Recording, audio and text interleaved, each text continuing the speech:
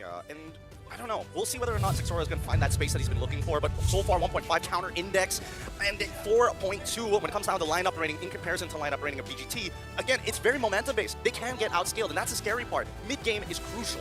Well, ladies and gentlemen, welcome to the first game of day number 2 here on the Swiss stage, and this is going to be the rematch of the wildcards. Boostgate going up against Team Zone. Oh man, let's see how this one is going to go, because honestly, as much as they want to scale up and play for the late game, I think there's some danger in the late game for Team Zone themselves. The Granger is going to have so much more range available to kind of poke them down before the fights even begin. And we know that with the Hylians and Gato coming back here, it's going to be a bit of an all-in type of fight for the most part. I am curious about the laning phase, right? Because I think that Xe, he's going to be a huge predeterminer of how this first hurdle is going to play out. Same goes for Bankai, but the onus is a little bit more on Xe only because he's running the Petrify, right? At any time, if he makes a mistake in lane, Bankai could completely throw the next 8 minutes. Yeah. Right now for Team Zone, they just want to make sure that Zexora gets as much as possible. It looks like he's not able to get the Little Wanderer, but again, they just got to delay a little bit. If they can go for a fight, if Bankai gets a good catch, then hey, go for it. You got Kenny. Kenny does have that damage once he hits level 4. If Team Zone want to go for fights, though, they want to make sure that the fights end quick, because in the early game, a Kimi and a Hylos, that's a lot of like built-in DPS. Yeah, but we're seeing it right now as Kenny is getting absolutely blasted, forcing Bright to use his Revitalize. Now, Identity did take a little bit of damage and probably will lose a minion coming back into the wave, but that's more than enough to kind of set the tone. Seeing the emblems here, a bunch of Festival of Bloods. Again, sustain a very underrated resource in the current meta. For the most part, though, again, the poke damage coming from the Granger is something that Team Zone definitely have to kind of be a bit more concerned about. For now, though, with the revitalized advantage that Boostgate has, I believe they're going to be planning on setting up for a big play. Here's the big play. The Phantom Execution finds first blood. Kazue, great gank on the mid lane. Trying to get a freeze down there, but unfortunately, Bright was not able to break it in time. RX able to get Bullcrap on his own, and that's the very first stone being thrown into the river. Yeah, honestly, good engage coming in from Boostgate, both Walker as well as Identity. Make sure that Kenny could not get away, but now Walker gets attacked. Might be in some trouble here, Rector. Hey, he's still outstaying all the damage, allowing Xe to start chasing Zexora, petrifies him, locks him up, and that's going to be another kill going over to Boostgate. The turtle is down as Bankai's looking for a return trade with Bravest Fighter. As Bankai jumps forward, luckily able to take out Whacker before he goes down. Xe's still in trouble, but Kani gotta be careful. K finds one with the help of the flank, and there we have it. They even up the score 4-2-3. Dude, it didn't seem like Team Zone were going to be able to match up to the early game damage, the Yuzong, the Kimi, but somehow, some way, they kite back long enough that the skills come back up, and on paper at least, they have more burst damage to catch Boostgate Esports off guard, and they did. They walk up afterwards and just got cleaned up. They got cleaned up hella hard. Now the evasion's coming in from Zexora, just trying to get himself ahead. They know that Kazue is ahead, and they need to make sure that Zexora scales at roughly the same amount of time. Glorious Pathway already down, and Kani taking the most dangerous path, has to flicker at the very end, but they got the Phantom Execution. Retributions from both jungles are down. Yeah, I like the way the Team Zone is using their flickers here, where Kenny essentially is just trying to stay safe, and K try to get involved in the fights as much as possible, because even just now at level 4, dealing quite a lot of damage onto Kazue. So I feel like for the next turtle fight, they do have to be careful.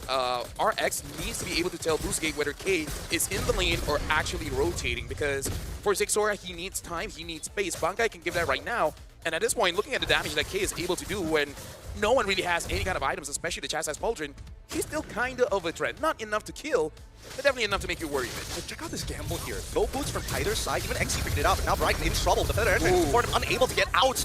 And now with the AOG gone and the dead body, Identity might just be next to the chopping block. But with War Axe already found, Bankai gets one. Xe, he's looking for a little bit more. Gets hit with the turtle boat. And now Whacker is the next to fall with Kenny and Zexora at the back. They are just cutting them down. Boostgate Esports just overextending so much there. They had the value, they had Team Zone on the back foot, but then they overchased into the big AoE tools. Again, Team Zone are very skill reliant, but Boostgate Esports are chasing so far, it's allowing them to reset on the skills and then set up for a big AoE combo play. Yeah, and again, like Team Zone, they're a team that learned from their mistakes. The first interaction Xe had with Zexora, he was able to use the Fierce Dive alongside the Petrify and lock him out. With Walker trying to buy as much time as possible, giving space for Xe to do that again, Zexora saw that coming. So I kind of feel like, yes, what you did was good, but you gotta mix your plays a little bit. You cannot be that predictable against Zexora. I think for now, the Fierce Dive already down and the Feather Airstrike coming through. Whacker going to die again. No Revitalize. He still had 7 seconds left on that clock. And K almost breaking mid-tier 1. Again, this is working out well for Team Zone, right? They're not giving Boostgate Esports saying, hey, we're just going to react. We also are going to apply pressure. It's almost like Boostgate Esports feel that pressure, and then it's manifesting itself in them really chasing to try and force Team Zone to fully commit when their skills are down, but with the mobility that's built in. I mean, even K, to a degree, has some mobility on that carry, so Boostgate Esports are just getting kited a bit too much. They have to rely a bit more on the crowd control. Unless Whacker or Xe gets a decisive catch or engage, I don't really think they have what it takes to kind of move forward slowly but surely. Yeah, honestly, Boostgate, they can't be one-trick ponies going up against Team Zone here. They got to figure out a different way to engage into a fight. Force allows Xora to use the traceless first and then get onto him. Oh, they waited for the right time. They managed to get the stun onto Kazue, forcing him to back out. However, it did come at the cost of the Dragon Boat. Now that they're looking across the map, right, the good lane swap as well. Kazue, luckily, is maintaining his lead against Xora, but that top side, hey, they're not stopping. They're sacrificing turns just to get him ahead. And the thing is, right now, as long as Team Zone is able to control Xe, they're all good. Because Xe is the real threat for Team Zone. He doesn't even have to go get those kills. He just has to be, I would say, give vision as well as lock down either Xora or K. Lock down for 2 seconds is more than enough for Boostgate to follow up. And now here we go, Bravest Fighter, Kazue able to secure the turtle. Feather Airstrike out and cancel. Xe petrifies him and now is on the chase. The Furious dives go nowhere as Xora is going to take him out. Bankai actually finds it. Now the AG cutting them off. Wacker cannot just run through that fire. Really good play coming in from Team Zone.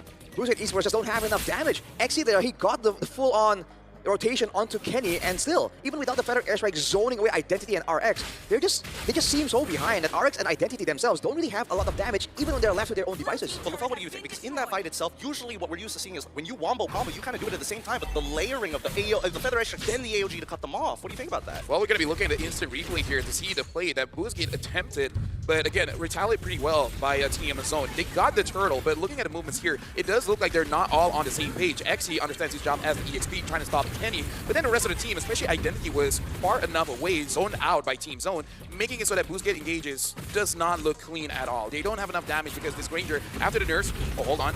Oh, Feather Airstrike, gonna take out Xe. Glorious Pathway was already thrown out, but again, Wacker just could not close the distance to cancel it out. Not enough HP. Yeah, just to make it very simple, Boostgate needs to play around Xe. When Xe goes in, he, in a way, understands that he will die, but you guys got to retaliate. RX with 0 stacks on that Sky Piercer really made it so that Boostgate does not have enough damage.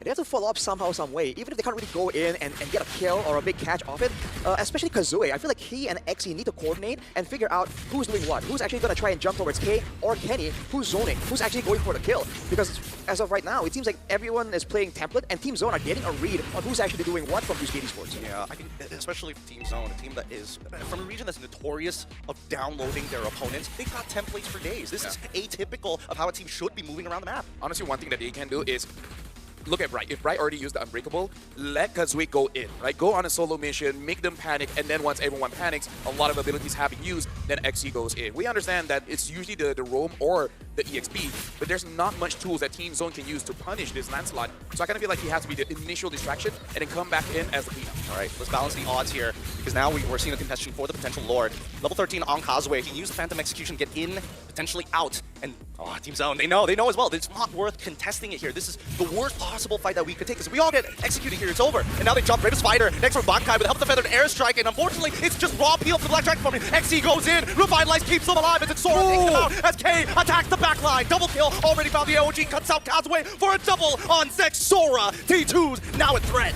Almost a complete wipeout here for Team Zone. K on the carry again with all his teammates pressuring the members of Boostgate. There's nothing left for the punish. He flickered forward there and had his eyes straight on Identity, immediately deleting him with a fadeaway.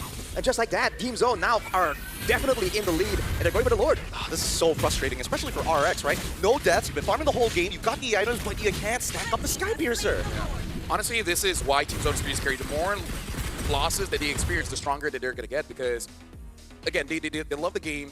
They make sure that every single time they hang in one room and then figure out what went wrong and make sure that they don't do that again. In terms of what Boostgate is doing wrong, honestly, is just that this is a very difficult draft for them to pilot, especially because we only been spamming the Hayabusa. The good thing that Team Zone banning out that Hayabusa, because is good on the Lancelot, but definitely it's like the entire team is not used to this kind of playstyle. Yeah, no, they need to kind of wait for Kazue to get in position first. It's not as easy compared to Hayabusa, who can hop over walls. They want to make sure that Kazue can get in and out pretty safely, so they're just going to have to wait for his call. I think, personally, for me, right now we need to see a little bit from Identity to slow him down, but we'll try to see, because so far the front to back does not look good. There's so many limited control tools available for Boostgate. Team Zone is completely abusing it. Oh, okay, all right. Just 3 ult already being utilized. 4 ults as well, trying to clear up these waves, make sure the inhibitors are going to stay alive as Xora finally hits his item power spike to the BOD. Yeah, honestly, I agree with you. Identity needs to be able to do something, but can he? Oh, hold on. Oh! Getting a little dangerous there, but Bankai, he's already engaged. He's already got the Lance player. When the Bravest Fighting gets it, double kill for Brian of all players as he flickers forward to catch more. The hunt is over, and Team Zone have minions. The Crystal, the last whole Identity. Can he clear those minions up? No, they don't give him a chance. And even with the AOG, it just ain't enough. That's GG, well played for Team Zone. absolutely dominant showing there. Not a single step backwards from Team Zone. They are the danger, and even when the big ultimates are popped, are used by Boostgate, they just take it straight up. Yeah, and honestly, this Farsa coming in from Kenny is also quite a big problem. They really get caught off guard, so actually they're going to be even more scary as contenders as the series progresses. Well, talking about serious contenders here, let's give it up for our MVP of this game. Really nasty stuff coming in from Bankai with a fast early rush into that War Axe, but I think, again, Kim alongside with Bright did really good jobs at mispositioning their opponents to kind of funnel